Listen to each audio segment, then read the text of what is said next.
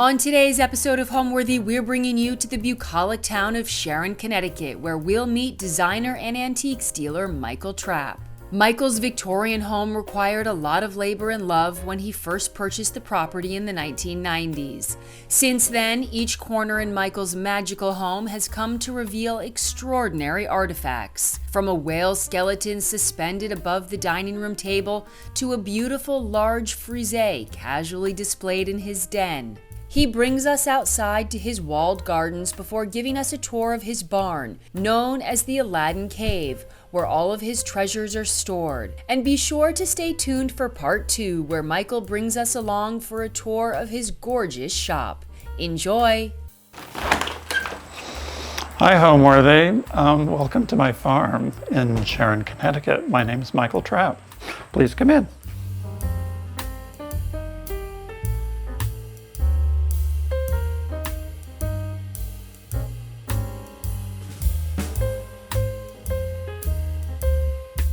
You're watching Homeworthy, where we believe every home has a story. To shop items inspired by this and other Homeworthy episodes, be sure to check out the product links below for amazing furniture, accessories, and more.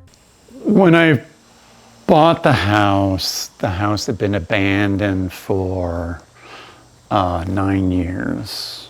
And the whole farm had been abandoned, and before then there had been renters in it for quite a bit of time. And so the windows were broken, there was a fire in the kitchen, the ceiling, there was a kitchen there, and the ceiling was all burned out. People had stolen the copper pipes out of the walls and the wires out of the walls to scrap it, to buy drugs or whatever, I can't imagine. They stole the front door, which is really embarrassing, but it's like, that's just, but nobody thought anyone would buy this and actually fix it up, because initially it had been a roadhouse from the 1790s, and it was tiny little rooms all over the place, and there were rooms all above here. So when I bought it, I thought I only wanted the barns. I wanted the barns for my warehouse. And I thought, this is great. So I fixed up the barn, I put a roof on it, I poured floors, I made it really nice, it was really great, and I moved all of my stuff in it. And then I put a little lock on the outside of the door, and I turned around, and behind me is this big white abandoned house that the weeds are about 10 feet tall in front of it. And I thought, it's not a great look, nor is that actually looking very secure, since I just put all of my goods inside the barn. So I thought, okay, what I'll do is I'll rent it. And so I started ripping out the walls up in here in these bedrooms. And there was a tiny staircase that you would fall to your death if you tried to go down it too fast, that was over here. And, it was a nightmare. And I was pulling walls apart, and I thought, this is stupid. I had 4 houses in 6 miles, and I thought, it's just too much. Everywhere I went, something was falling apart, or something needed to be cut, or something needed to be weeded. So I thought, okay, well, I will redo this. I'm going to make this my house. I'm going to move here. I'm going to sell the other houses. I'll be next to my stuff, so that's actually really easy. And I don't need all those tiny, horrible, little depressing rooms. I'm just going to rip them out and open it up. So it's 2 stories, double height in the main part of this living space. I guess this is what I call a keeping room, which is, it's keeping the living room, dining room, and a sitting room kind of all together. I've got a fireplace here. I built it, but I installed an 18th century French mantle.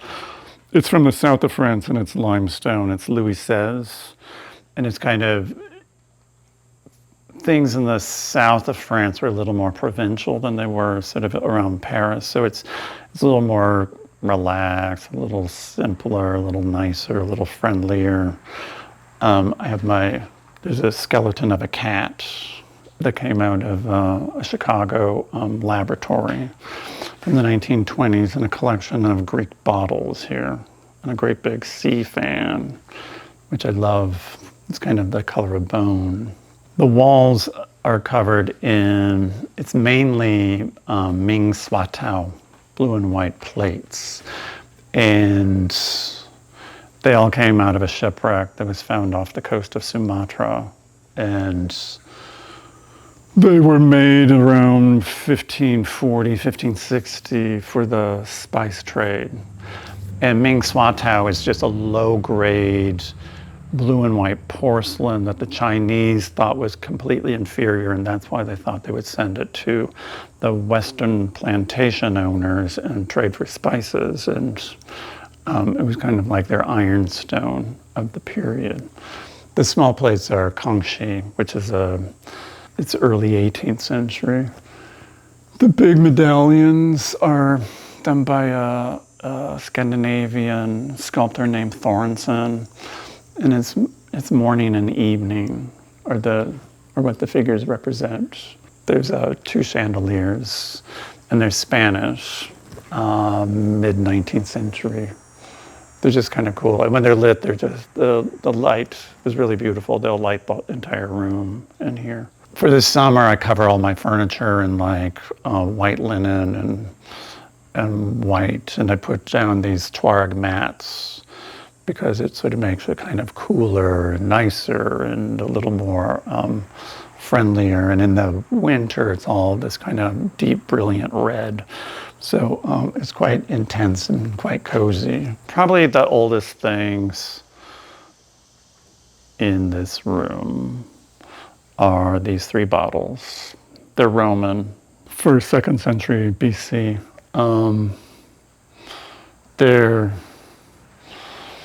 I think they're called alborea, which is the shape. And they have, this guy's offering this guy whatever's in this vase. And here's a couple of an archer, and this is a soldier, with this staff. Everything's kind of old.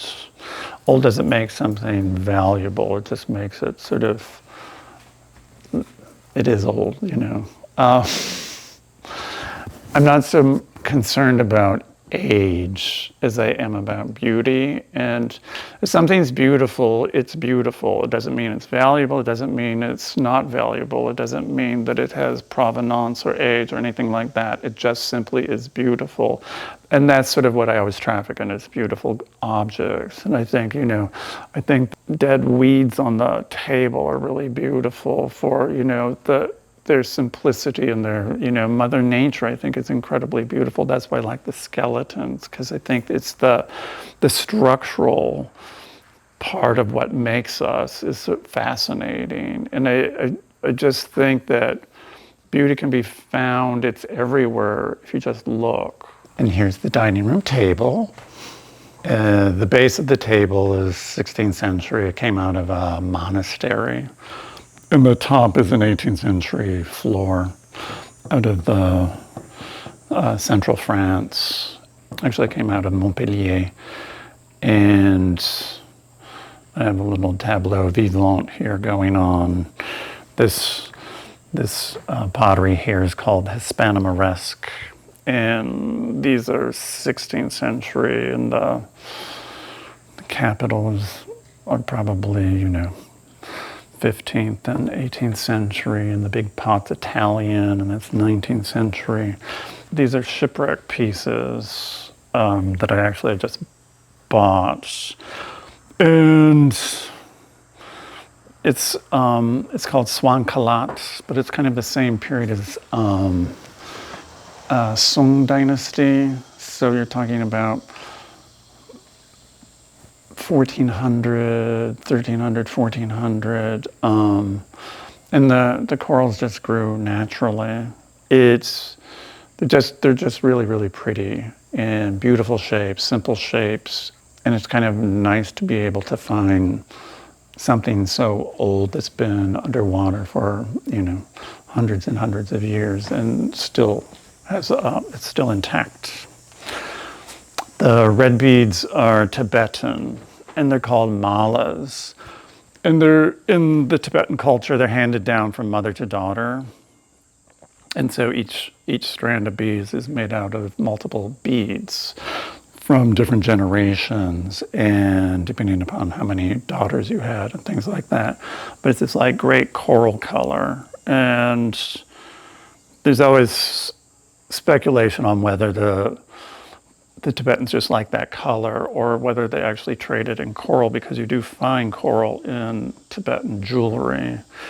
And what they think it is that when the Himalayas were, part of the seabed, there was a vein of coral that was found in there, and that when the mountains were rising, they found the vein of coral and they mined it. And after that ran out, they started making it, because these beads are made out of a combination between like ceramic and glass. And the runner is Kuba cloth from the Congo, and it's raffia that's appliqué in these kind of like great patterns, and they're really, really complicated to do, especially if you're dealing with woven grass. And here's the living room. Again, I've just covered everything in white linen for the summer season. The skeletons are bottlenose porpoises, these smaller ones that are behind. And the big one is a pilot whale. And that came out of a little museum in the Spice Islands in Indonesia. And they kind of just float beautifully in this space above the dining room table. And when I was installing this, I did it with my two assistants, Alyssa and Rachel. And I was just hell-bent on getting the whale skeleton up. But I kept running back and forth to the hardware store. And the woman in the hardware store is like, why don't you just tell me what you're trying to do? And I said, you probably won't believe me. And she's like, just try me. And I said, well, I'm hanging a whale skeleton above my dining room table. She had never heard that one before. And I'm sure she's still talking about it. But it comes all in pieces and it's all numbered. So it's like putting a puzzle together. You put, number 29 next to 30, next to 31, and all the way down. And then it comes out that it's a whale. But it's fun. Because it's a long shoebox. And I had this kind of space. And I also had just bought 2 whale skeletons. And I thought, well, I'll sell the one whale skeleton, and I know exactly where I can fit the other one in. So I covered the ceiling in plywood, because I know it's going to be hanging a whale skeleton from it, so that it would stay up and not fall down on the dining guests below it. The floors in this room it's Belgian bluestone. It's 17th century, and it was used as ballast during the spice trade in Indonesia. And what they would do is they would take the floors and they would fill the bottom of those like big clipper ships. And that would weight the ships down to hold the masts up. And then they would go from Holland to the Indonesia, to Batavian, Java. And when they got there, they would unload the stone and fill the ballast. They would fill the hulls with spices, and that would be the weight to get them back to Europe. And so when the stone arrived in Indonesia, it was a Dutch colony, and they installed it in, Dutch colonial buildings, a lot of which now kind of wound up on like military bases and things like that. There's not a lot of appreciation for colonial architecture. I've been buying it in Indonesia and shipping it back, but originally it comes from Holland. And the wood that is separating it is a wood called ulin. And ulin only comes from the island of Borneo. And it's a very, very dense, slow-growing, hard wood. And it's so dense that it sinks, and it's one of the few woods in the world that actually that sinks because it's so heavy. but when you put it in salt water, it naturally gets this kind of black patina. And this was removed from a 19th century English colonial house on the island of Borneo. And so I used it to divide the floors up and all that. And it just looks like it's been here for 1,000 years. It's that castle look. You know, when people come over for the first time, the outside of the house is really deceptive. It looks like a sort of Connecticut farmhouse. It's by the road. There's a barn. It looks like a farm. It's got bushes around it and things like that. The interior doesn't relate to the exterior. So it's usually sort of surprising that people, they come in and then they're suddenly like in this space, and then there's like this whole, like you're in a whole nother world. You're in some kind of like museum that you've just sort of like stumbled into. I suppose the best compliment is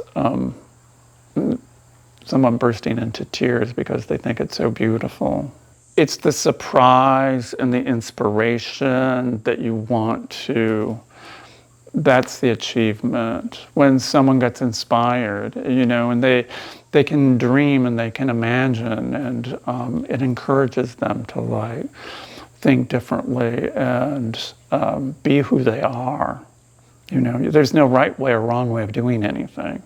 This is just simply how I like to do it. And I don't recommend it for my friends, but, you know, this is what makes me happy, and that's why I do it. Now we'll go to the library.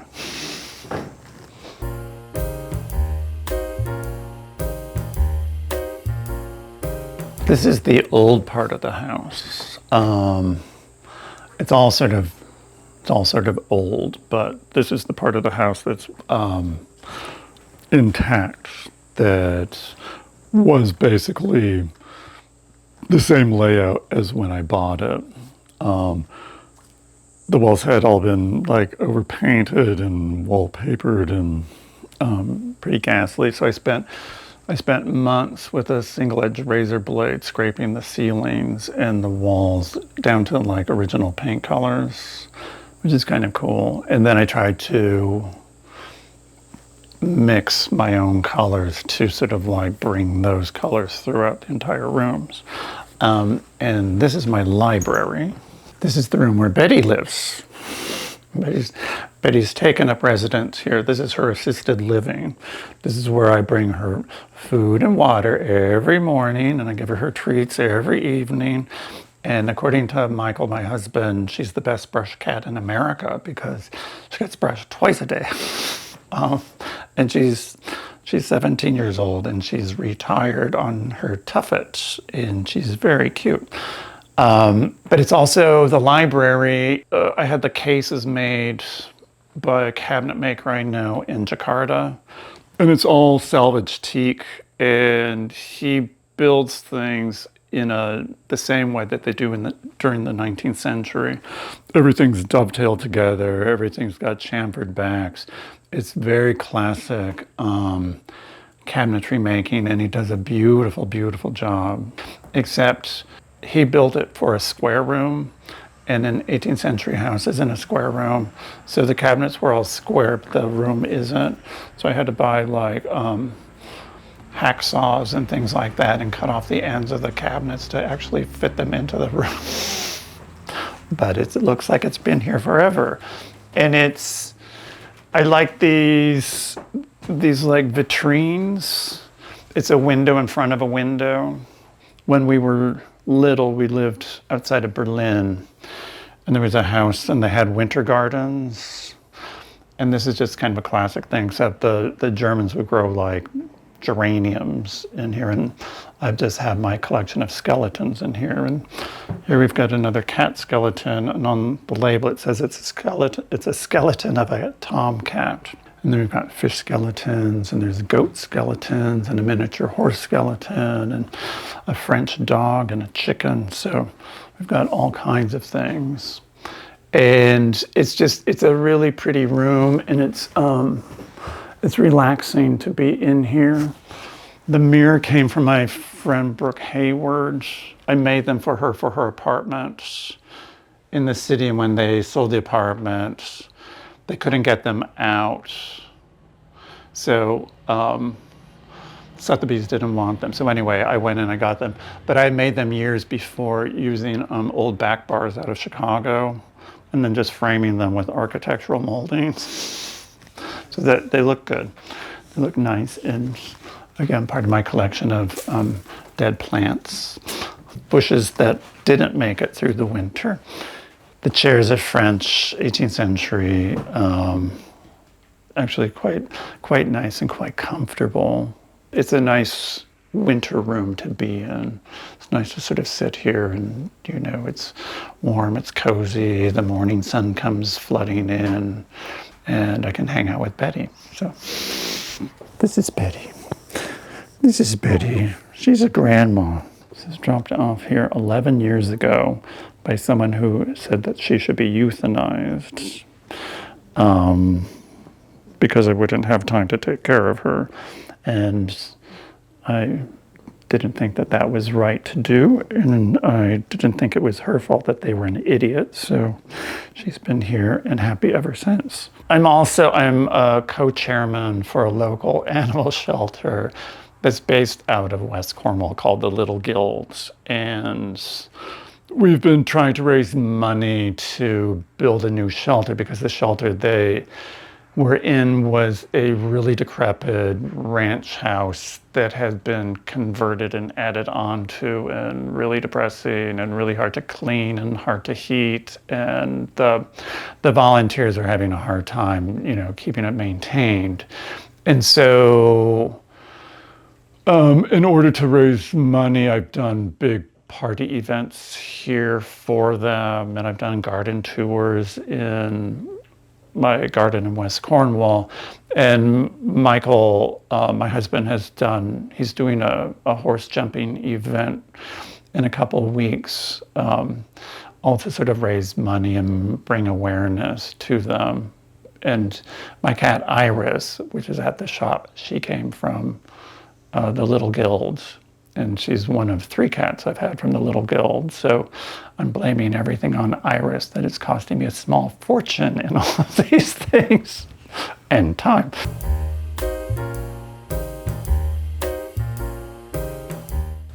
This is what I call the black and white room. Because there's 2 sitting rooms, it was just easier to make one a library. And this is really where Michael and we watch television. So we spend a lot of time in here. And the main feature in here is there's a giant frieze that was done by Gertrude Vanderbilt Whitney in around late teens, early 20s. And she was a woman of means. The Whitney Museum is named for her. And she was quite a well-known sculptor. And for a woman to be working in that medium at that time is rather unusual, and it was only because she was so talented and she was also so wealthy that she didn't get a lot of pushback, but not a lot of women did that. There's 3 friezes, and this was 2, and I've put them together to make one that fits, but they actually were made to go together. And it must have been so it went up a staircase or some kind of landing. And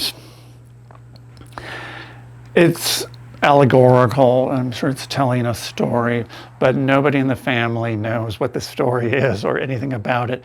And these are plasters, and they were made as an example but they were never cast in bronze, because I don't think she got the commission. But they're rather extraordinary, and they're just beautiful. And it's sort of the fact that it's all nudes in the 20s was a fairly open-minded period, but still for the 1920s, it's pretty kind of frisky for that kind of thing. But it's great. I love the way that they're all kind of moving in that direction and looking in that direction. And the first figure, her elbow went outside of the frame, so I just cut a hole through the wall, and her elbow's on the other side of the wall. this guy was missing his arm, and he was missing the half of his arm on this frieze. And I did have a sculptor in Cincinnati make the two missing arms, which he did a beautiful job. I just need to get some fireplace ashes to sort of color that up a little bit. When people come in this room, it's they're not expecting this like life-size group of people to be up against the wall, and it's sort of a little surprising, and but it makes you very intimate with it, and I think that it's got a really powerful impact, and I think it just sort of takes people's breath away, and they're impressed by it, but also there's something that people often laugh when they sort of see it, because it's sort of like they weren't expecting it. So it's good. It's when you're watching television, you're never alone. The frame photographs are my old assistant, Rachel, who does all my work for my website. And she does also art photography, and she does beautiful work. The coffee table I had made in Indonesia by my friend Bing, who also made the bookcases. And again, it's using the Java, they call it Java stone there, but it's really Belgian blue stone. And it just makes a nice surface. The carpet is from Iran. It's a tribal carpet. The table in the corner is white marble, and it's 17th, 18th century Chinese, and it's just sort of folklore, but white marble was reserved for the Forbidden City in Peking, and so it would have been like a garden table or something like that from that. Again, there's more pieces of shipwreck pottery that's kind of kicking around. It's a hat from a whirling dervish from Istanbul, which is actually pretty cool. And this is mud cloth, and that is also from the Congo. And the curtains are from Bhutan, and it's a raw silk. And these are Buddhist monk shawls. And friends of mine in Ipswich used to travel to Nepal every year, and there were Tibetan traders and traders coming down from the Himalayas, trading in textiles and things like that. So for probably 30 years, I've been buying these Buddhist monk shawls, and I've decided to make curtains out of them. But they're really cool. They're sort of like beautiful. It's almost like a plum colored, and this very sort of like natural color. Simple and nice, and they feel nice, and they have a nice fringe on them.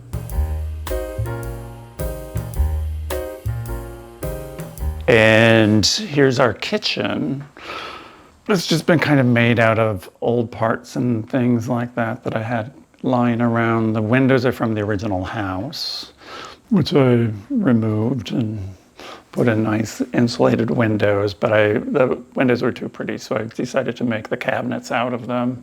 The walnut and the pine doors are old French armoires that I had pieces of, so I cut them up and made doors out of them. I've got a collection of Venetian glass, and I've got some big stacks of Danish plates that I bought in Indonesia years and years ago.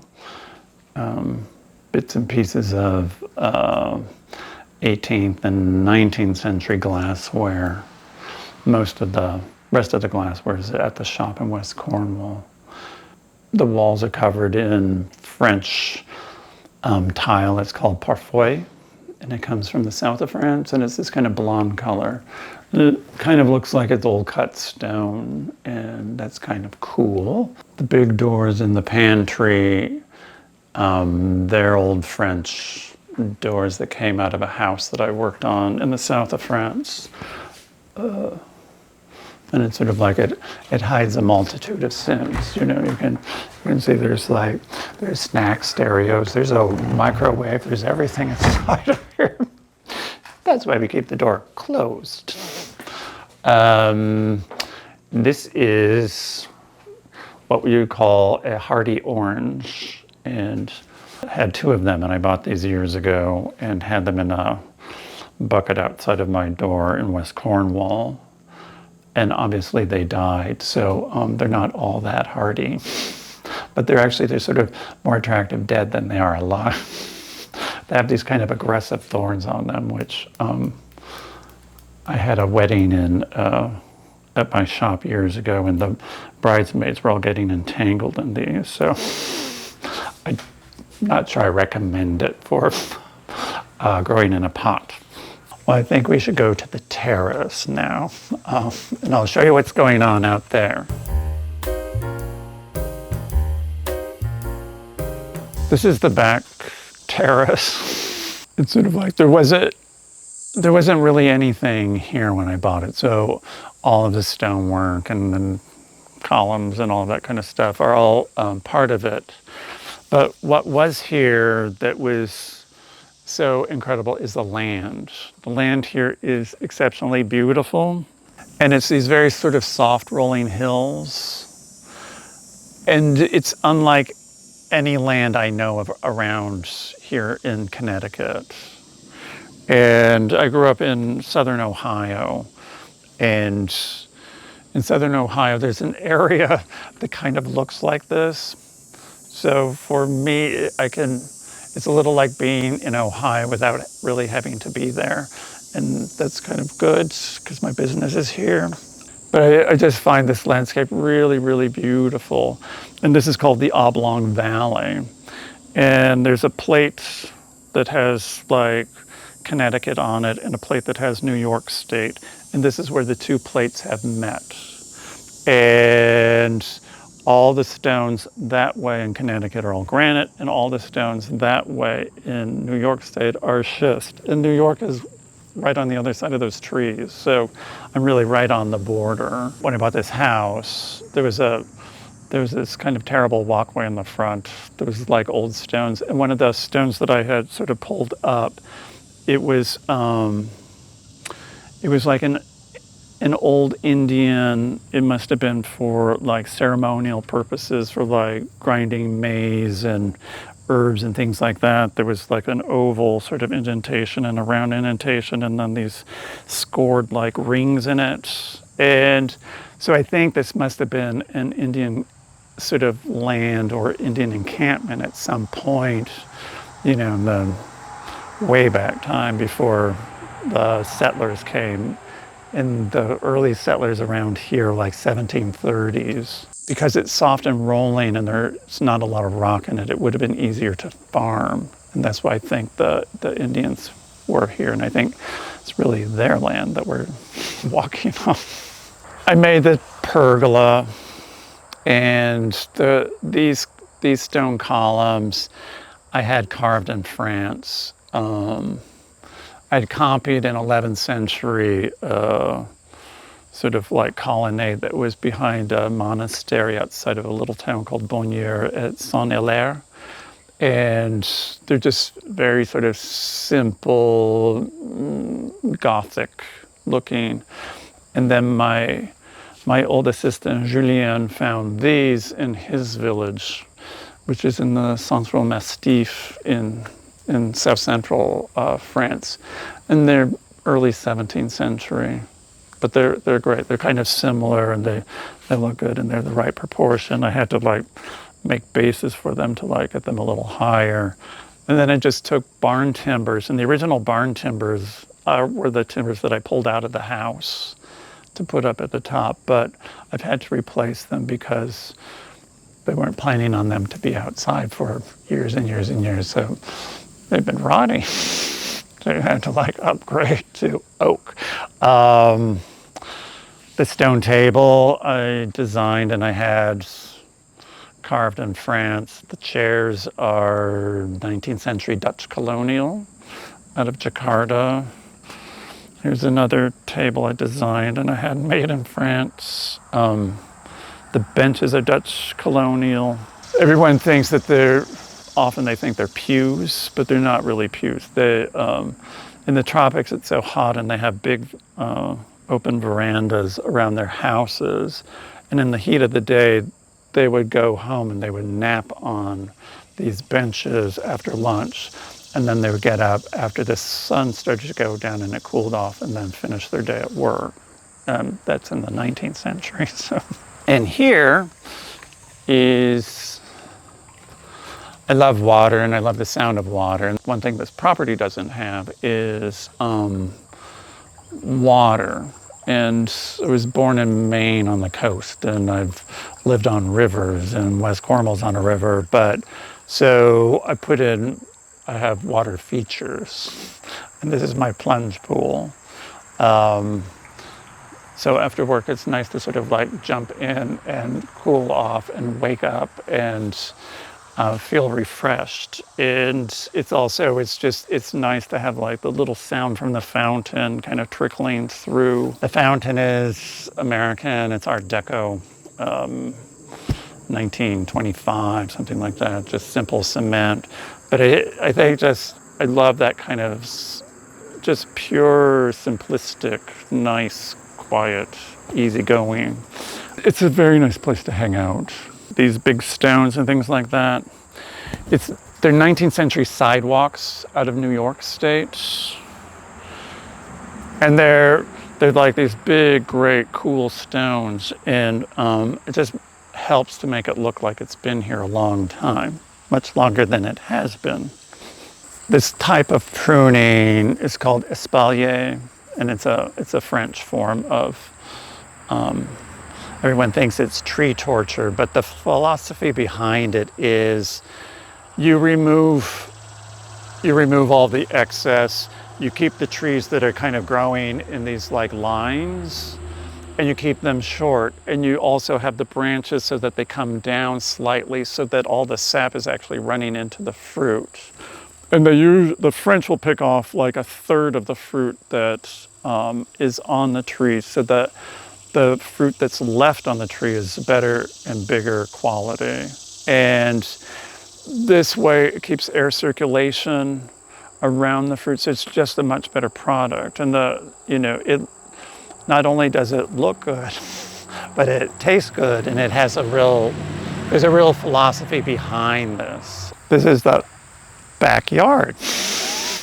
It's a pretty backyard, but it's the backyard. And yes, I do hang my clothes and I dry them. I hate using clothes dryers and things like that. In the house, there's only a few things that are remnants of what was here before I bought it. And one of the things is the swing. And the swing came with the property. It's quite nice. It's on this maple tree, which I think is actually sort of a beautiful tree. It's unusual because it's an ancient maple, but it's a miniature, and so it's grown quite small, but it has this like cool shape, and that's it's just nice. And it's nice to sort of come out here and swing. And when I have parties, I also have like lots of people that are swinging back and forth, and little old ladies picking up young men and things like that. So it's like, I'm not responsible. But no, it's fun. And I've never thought of taking it down, and I'm very happy that it's here. And the ropes haven't broken yet, so I'm not going to test it. This land, sometime in the 19th century, they had filled this area to bring it up because there's wetlands back here, and this was a way of keeping this area a little drier. That garage originally used to be somewhere around in here. So when I bought the property, the garage was in the front of the barn, and then I got a crane and I moved it to the back of the barn. So slowly it's getting back to where it was originally.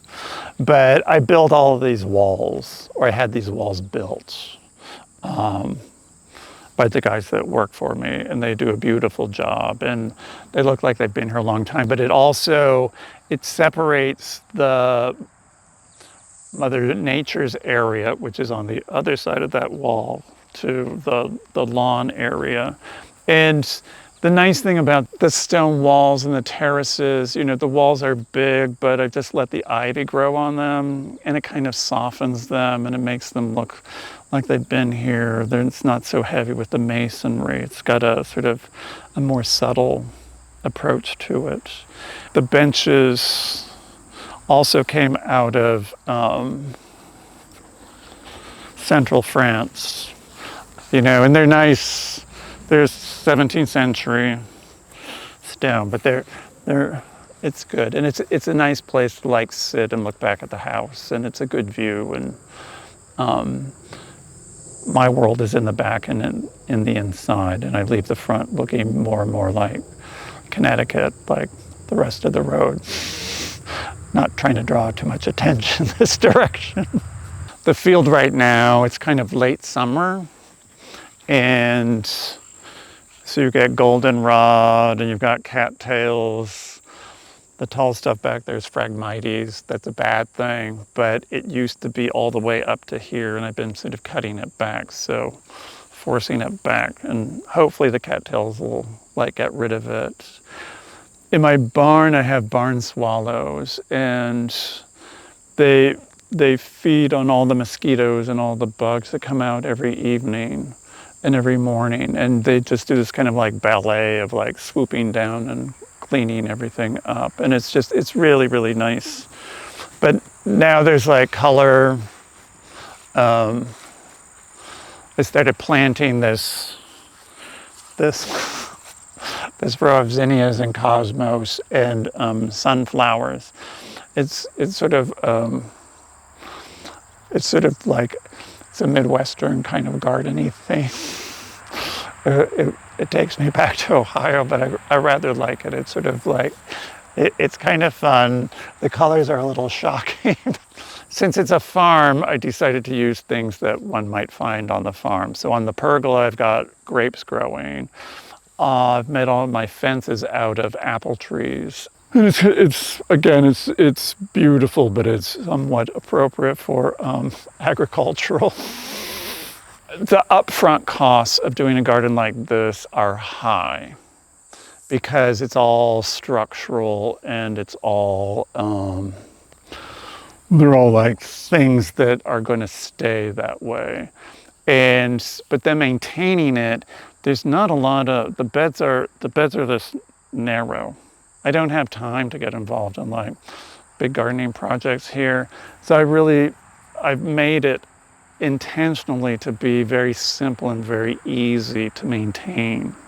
The boxwoods are pruned once a year. The apples are pruned twice a year. It was a really good spring for the apples, and so a lot of them are heavy in fruit, which is kind of good. And there's probably 6 or 7 different varieties. We've got these, it's nice. These look like they came out of the Wizard of Oz somehow. They were rejects from a job that I did. So not only were the apples very prolific, it's a very good year for the hydrangea. They're looking quite robust for this season. So it's good. They smell nice. And basically gardening is a series of rooms, and you move from one room to the next room to the next room to the next room. So this is like going up a corridor. And here we have the other water feature. This one is for the fish. So I've got goldfish in here, and I've got water lilies, and the water lilies are in bloom, which is nice.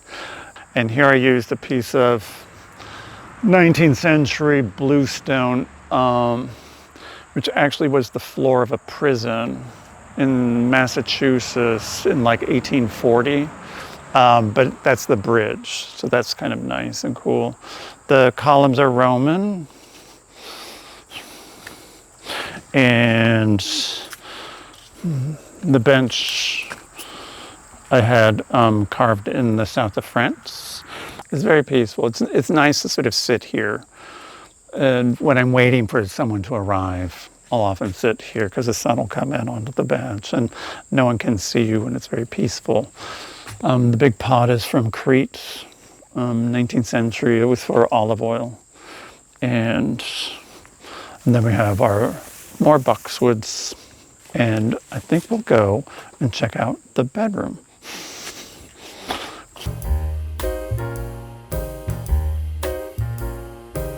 This is the bedroom.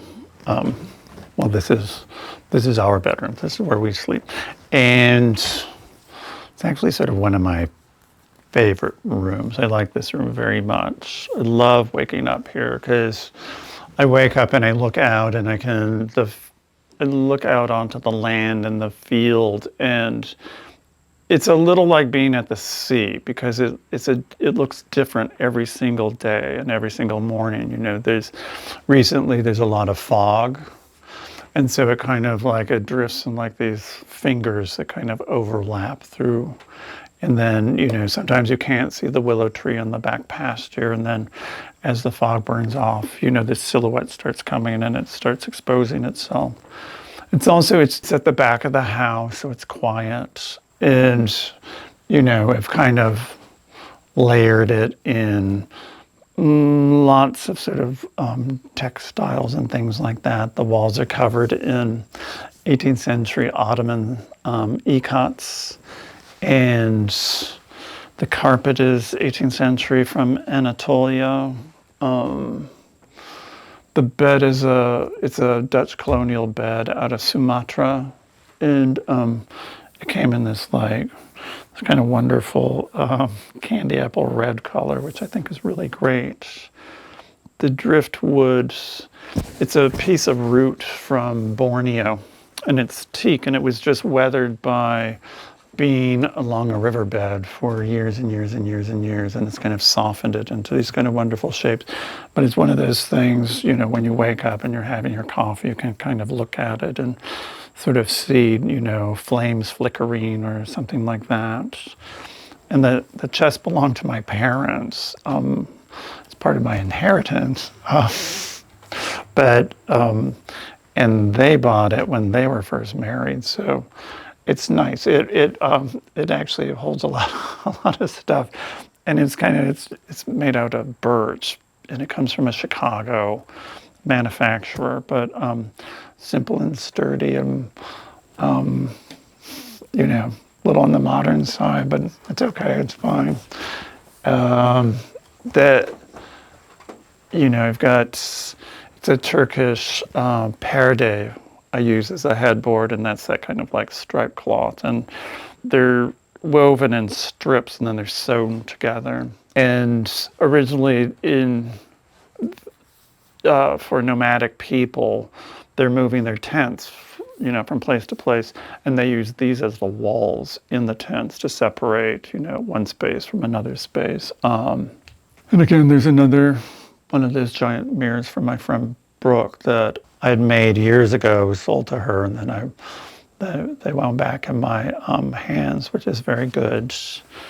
And this is the bathroom, and in here I've covered the walls in 19th century teak from a house in Jakarta.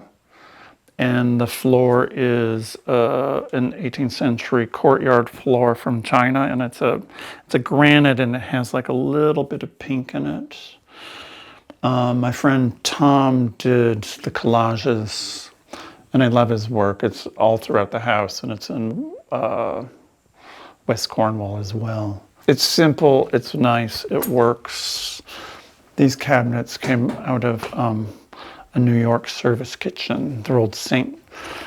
Charles cabinets. And I was offered them by some people who told me that they were going to throw them away if I didn't buy them. And I said, well, why don't I let you throw them away and then I'll just take them? And then I offered to actually give them half the money if I sold any, and I did sell some, but which is pretty good. But it's sort of like, they think they're garbage unless I want to buy them. I thought that was an interesting sort of, you know, it's all those things.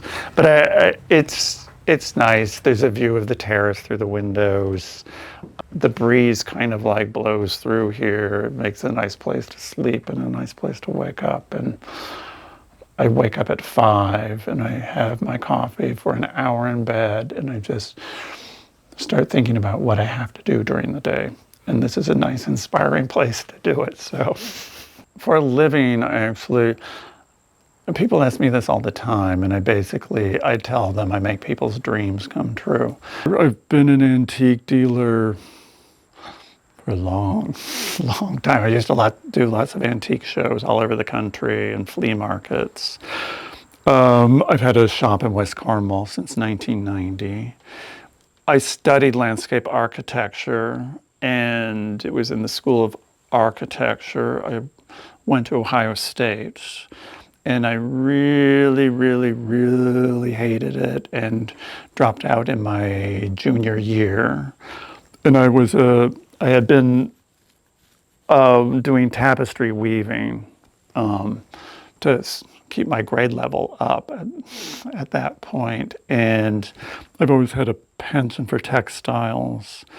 And when I moved to West Cornwall, I did a garden there. And from that garden, people wanted me to do their gardens, and their friends wanted me to do their gardens, and on and on and on. So I do garden design, and it's a business basically by word of mouth. I design furniture. I salvage a lot of architectural things. I started doing that a long time ago, mainly because there were lots of beautiful things that were just getting thrown away, that weren't being appreciated. And you could find really cool stuff that was historically significant and was just being used as landfill. And it made me crazy, so I just started to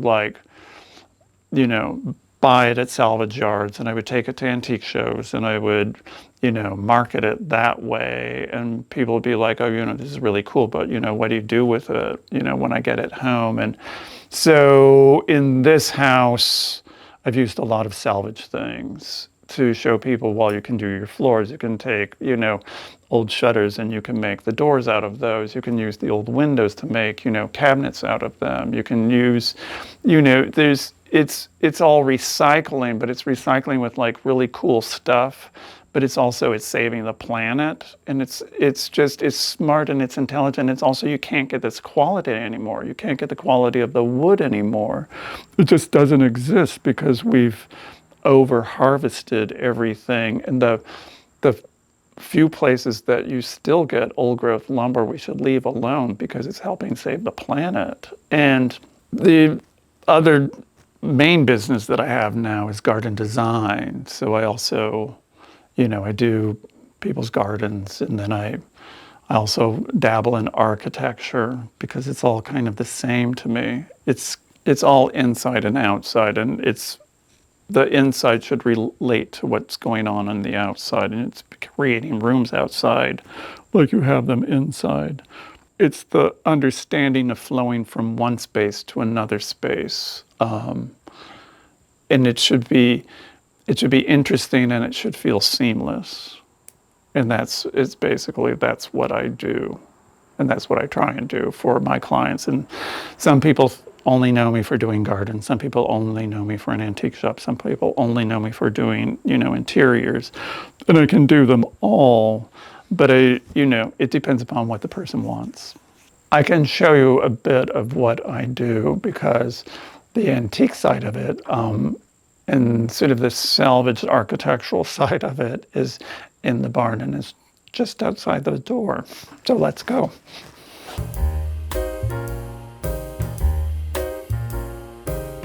One of the things that sold me on this property was the amount of cement that was here. Because I had a house in Falls Village, and I had a stone yard there that was all gravel. And I have a forklift, and the forklift I was getting stuck in the gravel. And getting a forklift unstuck is a really unpleasant task. So when I saw all of this cement here, I thought, this is a fortune. This is great.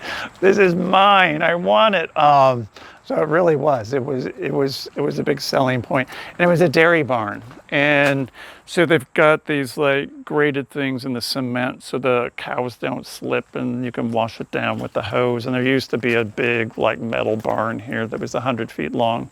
But now this is where I keep my stone. And I call it the stone yard. And it's sort of like, because I do all kinds of projects, and I need sort of, if you're doing a project, you need enough to like complete the project. When I find really cool old stones, I just buy them. And, you know, this is all 19th century bluestone that comes from New York State. And that's granite curbing, and that comes from Connecticut. And there's curbing along streets is really what it is.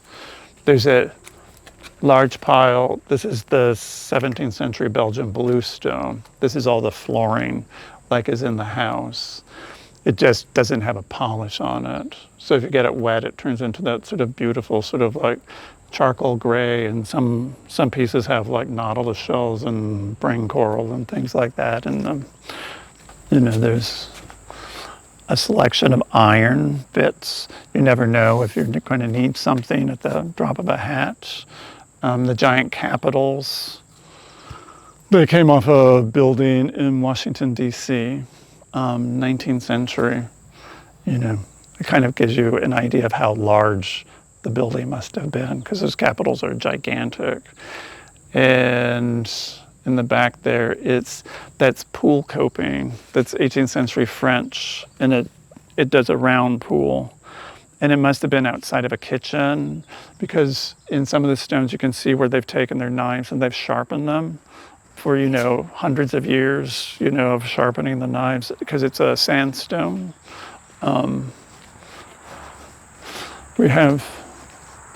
There's American, 19th century, rings like a bell, round tables. Always important to know where your round tables are. Rectangular tables, big tables, giant pots. The giant pots came out of the Vanderbilt Whitney studio.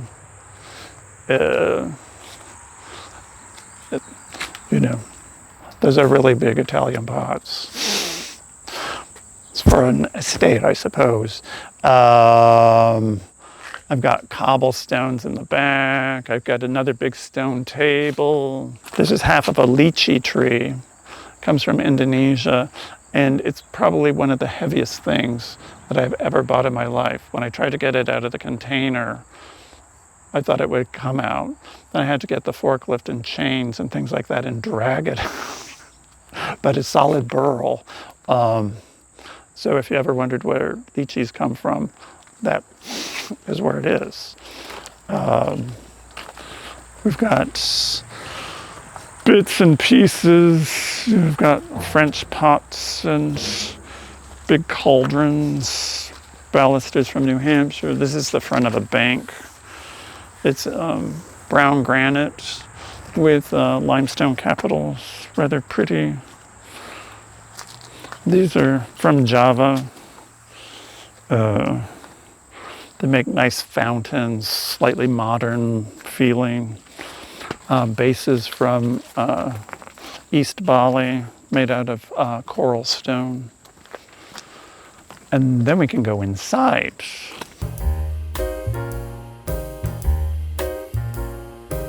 This is really why I wanted to have this property. I thought it was beautiful, I thought it was wonderful, but the barns in Connecticut are few and far between, because farming just sort of went out in the early 20th century, and there are not that many around, and there's not that many barns left. And growing up in Ohio, there were a dime a dozen. So this is this wonderful space. This barn, this part of the barn, this is the big barn, is late 19th century. It's probably 1880s, 1890s. And the thing is, it's all cedar. It's like 1.5 inch thick cedar boards that make up the entire barn.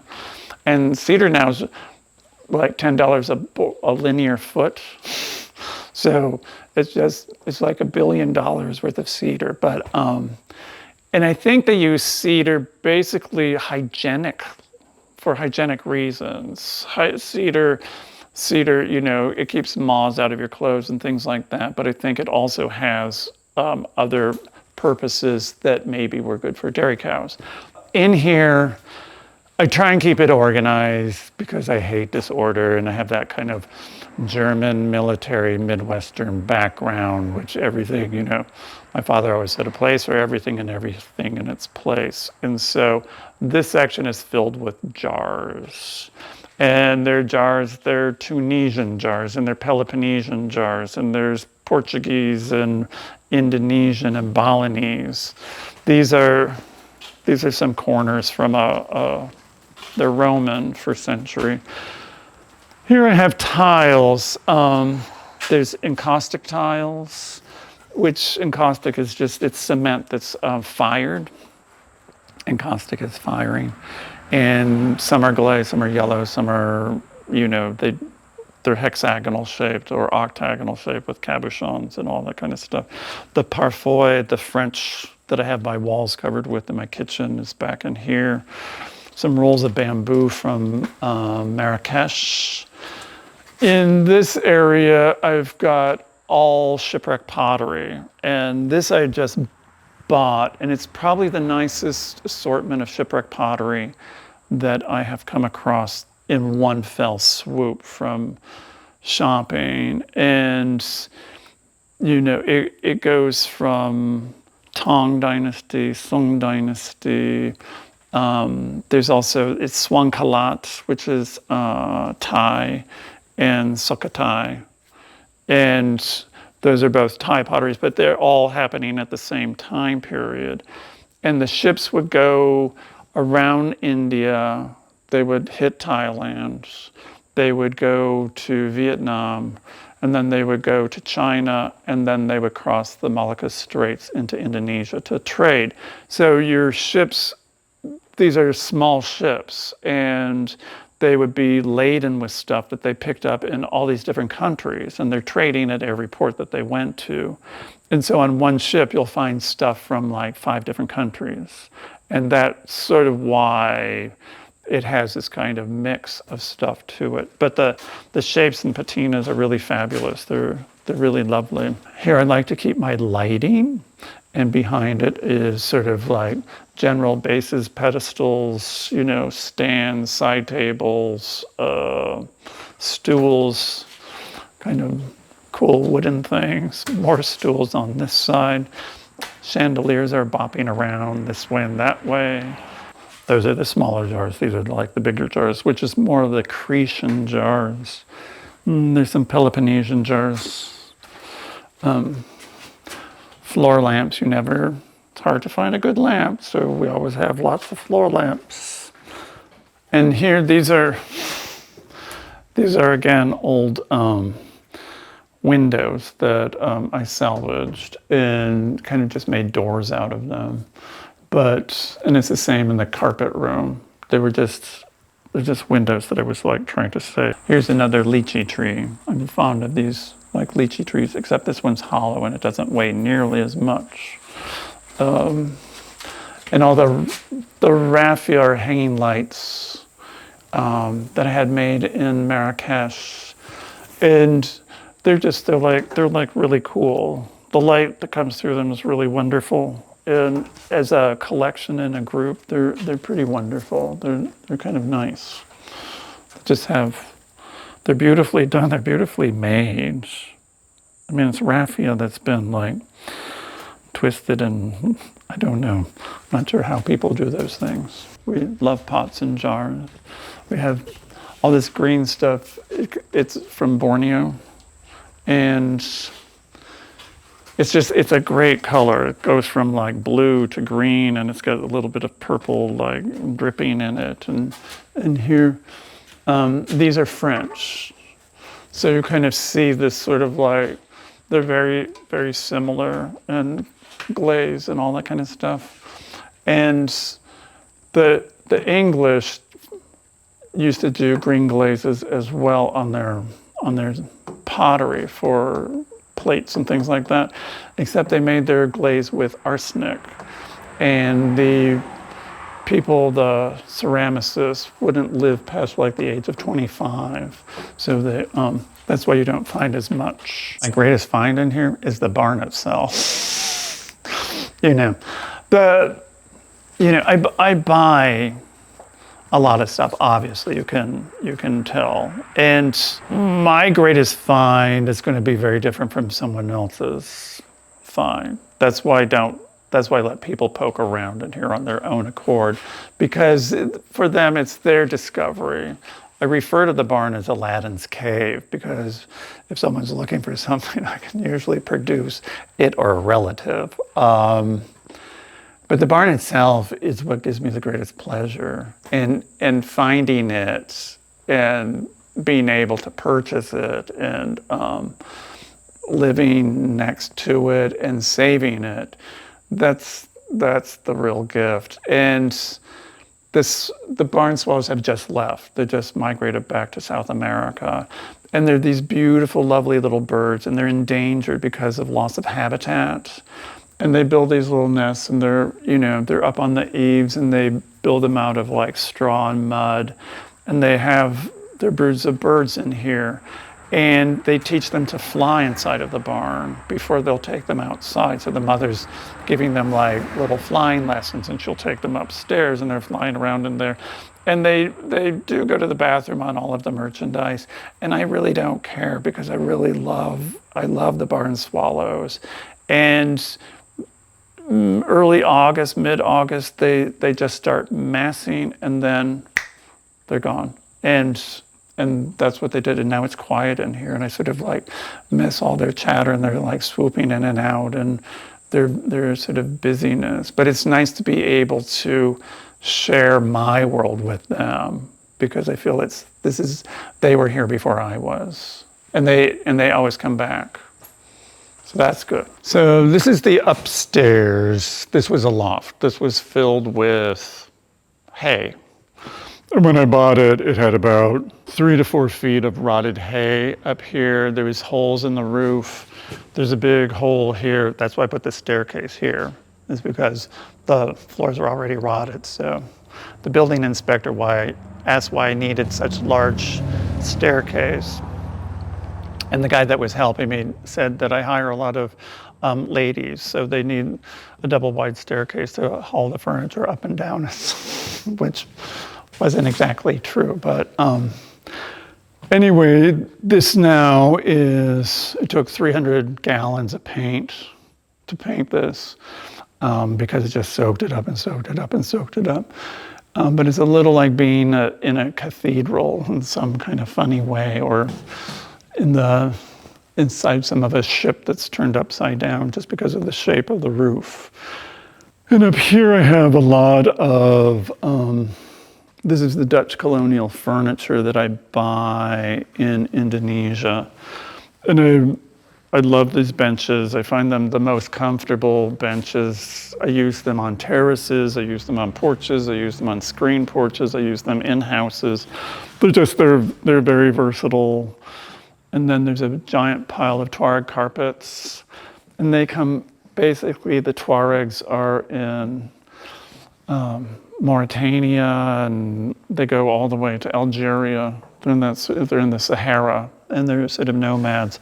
And the carpets are leather and straw. And they're just beautifully made and beautifully done. And they're sort of modern, but tribally, and great color. They're sort of straw colored and leather, and they're interesting patterns. Been using a lot of those recently. And this is where I keep big tables and medium tables. There's Spanish ones, Portuguese ones, there's French ones. But if I'm looking for a table, this is where I'll come. Behind the tables, we've got upholstered furniture. I buy that in France. They're all like 19th, early 20th century. Very comfortable, slightly small scale, which is nice for an apartment. And since we're outside of Manhattan, there's a lot of people in city apartments that need sort of small scale. The painted panels, it's a 16th century ceiling from Genoa in Italy, which I think is pretty wonderful. I don't know exactly how to use it yet, but I'll figure it out. In here, I keep my case pieces. We've got, cabinets with shelves, French. This is 19th century French. It's a little faux bois. We can, buffet, storage, coffee tables and console tables, English, big cabinets. This is sort of, these are out of Jakarta, and it's like mid-century modern. But I think it's just a useful sort of way of organizing it. This is English. It's called a coffer, 17th century. You keep all your goods in there. This is the round table section. Stools, coffee tables, from all over. And then beds, giant frames, more stuff.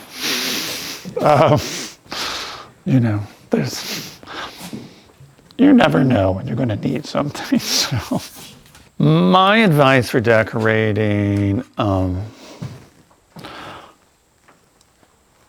I would say just buy what you love, buy what makes you happy, and if you just do that, it becomes consistent because you have a consistent taste, and then it all kind of works together. It doesn't matter, how old it is or where it came from or whatever, but it just kind of, it'll like mesh together. Sometimes if something doesn't work the way it is, if you just change the color, you can get it to work. But I say have fun. I say, enjoy yourself.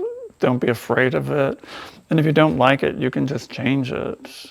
It should be an enjoyable process. It should be a pleasant process. It should be a rewarding process. It should be something that brings you joy. And there isn't any right way or wrong way of doing it. You should just do it. Do it and be happy.